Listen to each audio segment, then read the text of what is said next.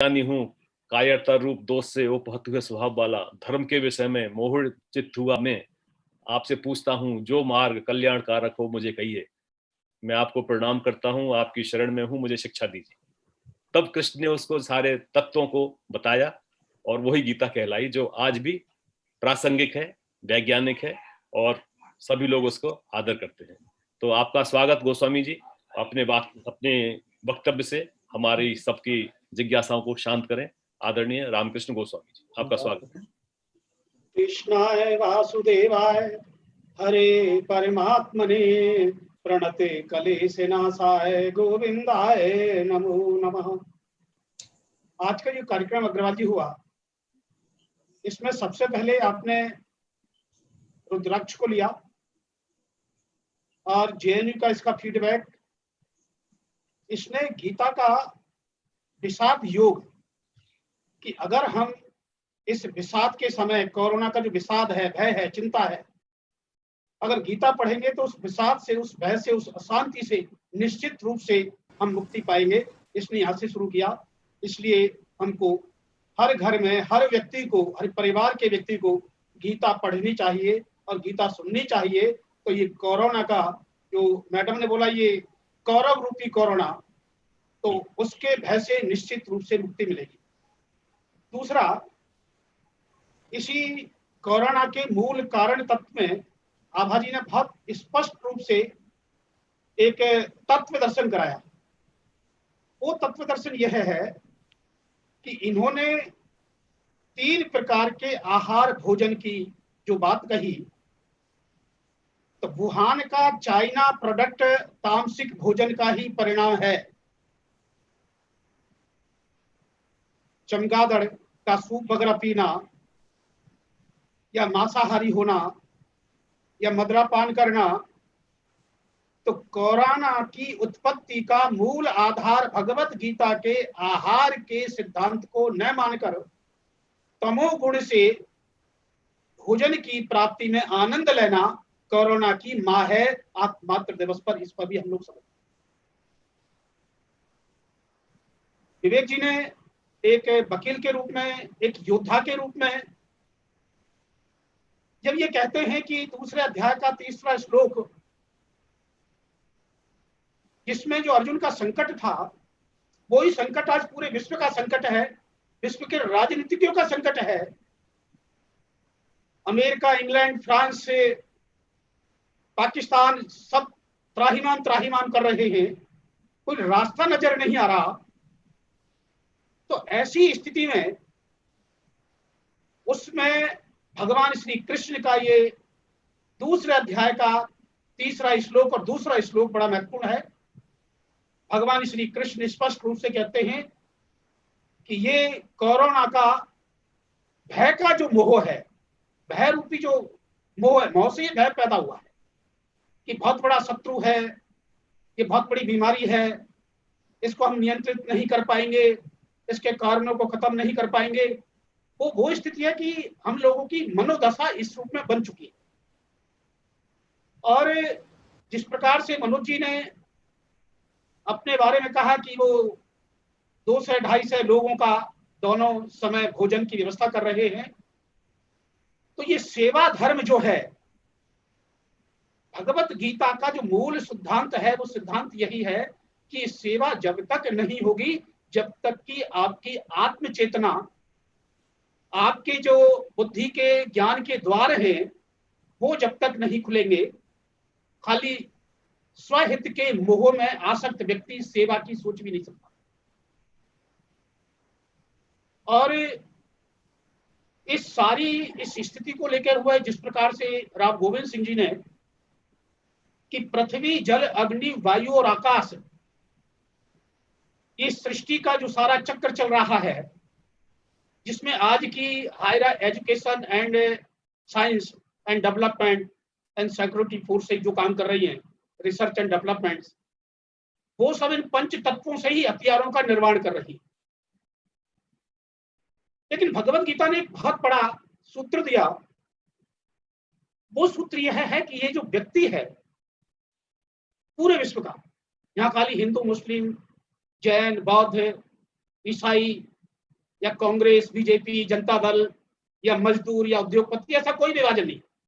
पहले तो मैं ये आपको बता दूं, भगवत गीता कहती है कि जो व्यक्ति है वो जड़ और चेतन दो प्रकृति से मिलकर बना है, और व्यक्ति का विराट रूप जो है वो विश्व है, संसार है। अगर इसके विराट रूप को हम लोग देखने की कोशिश करें तो इसके 5 चरण हैं। व्यक्ति के बाद दूसरा चरण है परिवार, माता पिता से, बहन भाई से, पत्नी से, बच्चों से, दादा है, दादी है, नाना है, नानी है, वो परिवार का जो सराय है वो सेकंड उसका चरण है, स्टेज है।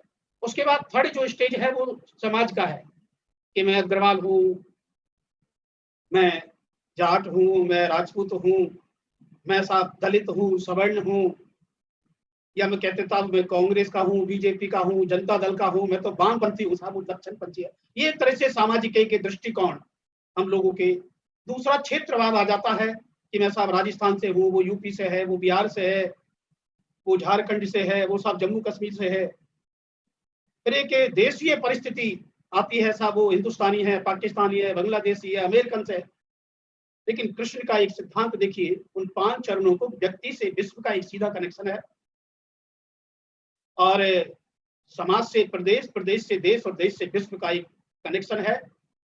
और जो परमात्मा है वो विश्व रूप है, जो गीता के 11वें अध्याय में भगवान श्री कृष्ण ने 5000 साल पहले उसका साक्षात्कार अर्जुन को कराया था।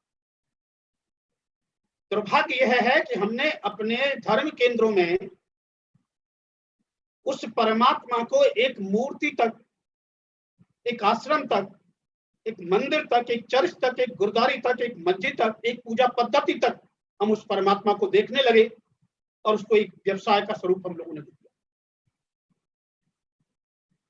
जैसे 94 से हम लोगों का संपर्क चल रहा है आपके साथ में, जबकि ये 1990 6 जनवरी को इसकी शुरुआत हुई थी। और उस दिन पहली बार एक स्वप्न के माध्यम से एक विचार आया था कि जब भगवान श्री कृष्ण भगवत गीता में ये कहते हैं कि यदा यदा ही धर्मस्य ग्लानिर्भवति भारत अभ्युत्थानम् अधर्मस्य तद आत्मानं सृजाम्यहम्, तो ये मूल जो श्लोक है गीता का, उसमें तद आत्मानं सृजाम्यहम् शब्द है। हम इसकी व्याख्या क्या कर रहे हैं, परमात्मानं सृजाम्यहम्, कि परमात्मा प्रकट होता है, अवतार होता है। क्योंकि मूल श्लोक में भगवान कृष्ण ने तद आत्मानं, श्रेष्ठ विलक्षण अद्वितीय आत्माएं इस पृथ्वी पर आती हैं, और किस लिए आती हैं, अधर्म को रोकने के लिए, धर्म की वृद्धि, रक्षा और स्थापना के लिए आती है। और ये धर्म की रक्षा, वृद्धि और स्थापना की जो मूल नीति है, जो सिद्धांत है, जो नियम है, जो यूनिवर्सल है, जो सनातन है, जो हर काल में लागू होता है, उसकी घोषणा श्री कृष्ण अगले श्लोक में करते हैं, 4थे अध्याय का 8वां श्लोक। वो सतयुग का भी सिद्धांत है, त्रेता का भी सिद्धांत है, द्वापर का भी है, कलयुग का भी है। आप 4000 साल का देख लो या 1000 साल का देख लो या अभी का देख लो, जो अभी जम्मू कश्मीर के अंदर जो चला है कि आतंकवादियों के साथ में जो मुठभेड़ हुई अभी भारतीय सेना की, उसमें एक पोस्ट आई थी। तो उस पोस्ट में फेसबुक में मैंने लिखा, विवेक जी को उस पर अच्छी कमेंट्री आई थी, और उसमें लिखा कि विनाशाय च दुष्कृताम्, अगर हमारी शासन व्यवस्था अपराधियों को, दुष्टों को, आतंकवादियों के विनाश की नीति का पालन नहीं करेगी, तो किसी भी युग, देश और समाज के अंदर मानव अधिकारों की रक्षा, जिसने यूएन ने 72 साल पहले डिक्लेरेशन किया था, सारे 10 सदस्य देश उसके बनाए थे, उसका लक्ष्य कभी पूरा नहीं हो सकता। आज जो अपराध बढ़ रहे हैं, और उस अपराध में ये कोरोना का जो महामारी संकट है वो भी अपराध है। और वो अपराध किया है एक राष्ट्र ने, जिसको कहते हैं चीन, तमोगुणी आहार भोजन की इस प्रक्रिया के अंतर्गत। उसी प्रकार से आतंकवाद का जो ये तामसिक राक्षसी कृत्य चल रहा है, वो पाकिस्तान द्वारा कृत्य है। ऐसे चाहे व्यक्ति हो या समाज हो या राष्ट्र हो, उसके विरुद्ध में एक सीधा सा न्याय पक्ष आता है, विनाशाय च दुष्कृताम्। अगर इस नीति को, सिद्धांत को, नियम को अगर शासन प्रशासन स्वीकार नहीं करेगा, तो जो उसका पहला, जो उसका संवैधानिक दायित्व है, जो यूनिवर्सल ड्यूटी है कि सुरक्षा, शांति और विकास, आजादी और न्याय, वो संभव नहीं है।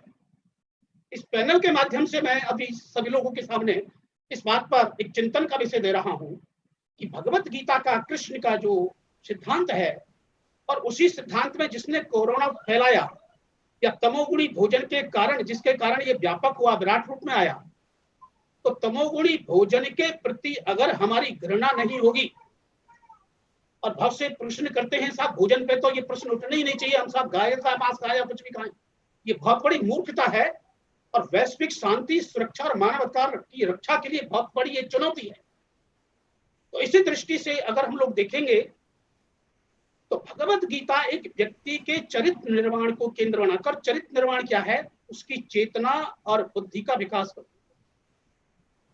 और गीता ये कहती है कि अगर तू किसी भी ईश्वर को या परमात्मा को या देवता को मानता है, तो तेरा पहला धर्म यह है कि तू अपनी दृष्टि को विराट बना, उसको व्यापक बना। लेकिन हम मंदिर, चर्च, गुरुद्वारे, मस्जिद, आश्रम जाते हैं, यज्ञ करते हैं, पूजा पाठ करते हैं, योग करते हैं, ध्यान करते हैं, लेकिन हमारी जो सोच है, हमारी जो दृष्टि है, वो मैं और मेरे परिवार से आगे कहीं जा ही नहीं पाती, और जीवन इसी में समाप्त हो जाता है। और फिर कहते हैं साहब वो मानव है।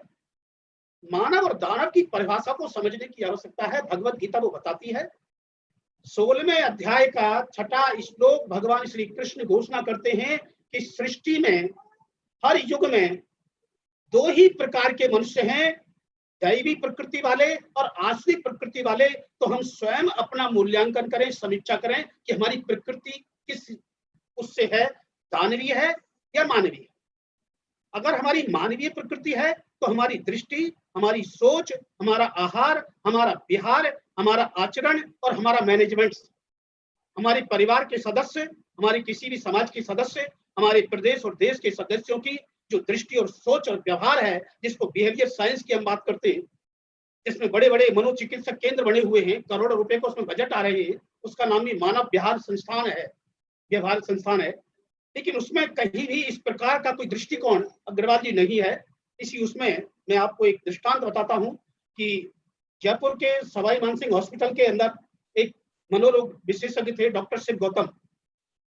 उनको अभी हम लोगों ने कृष्ण जन्मभूमि मथुरा में बुलाया था, और उसमें 2 कमिश्नर स्तर के व्यक्ति मौजूद थे, जिसमें मुरादाबाद के कमिश्नर IAS एल वेंकटेश्वर लू साहब और अलीगढ़ के सुभाष शर्मा IAS दोनों में मौजूद थे, और लॉ कमीशन ऑफ इंडिया के member justice Ravi R Tripathi की अध्यक्षता में यह कार्यक्रम हुआ।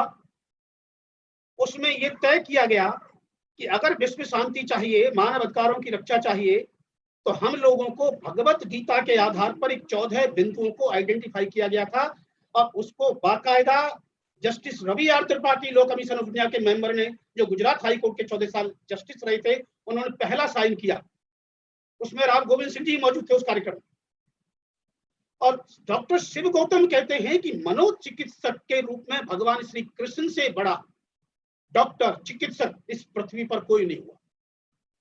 और आज जो ये मजदूरों की समस्या आ रही है, सब 16 मजदूर में मारे गए, वहां एक्सीडेंट हो रहे हैं, मजदूर भाग रहे हैं, वो रुक नहीं रहे, सरकार अपील कर रही है, इसका मूल कारण है मनोविज्ञान।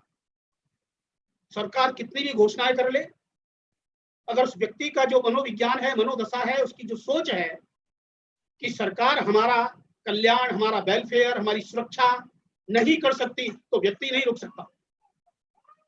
इसी दृष्टि से जब आज कोरोना के उसमें हम लोग बात कर रहे हैं, हाथ धोने की प्रक्रिया हमारे परिवारों में बहुत ज्यादा थी। सोच के साथ ही आपका भोजन से पहले बार बार आओ, ये सारी चीजें चलती थी। और भगवत गीता के अंदर अग्रवाल जी 13वें अध्याय का 7वां जो श्लोक है, उसमें 5156 वर्ष पूर्व जगत गुरु महायोगेश्वर श्री कृष्ण कहते हैं, आंतरिक और बाहरी पवित्रता बिना मानव का कल्याण नहीं होगा। और बाहरी पवित्रता क्या है?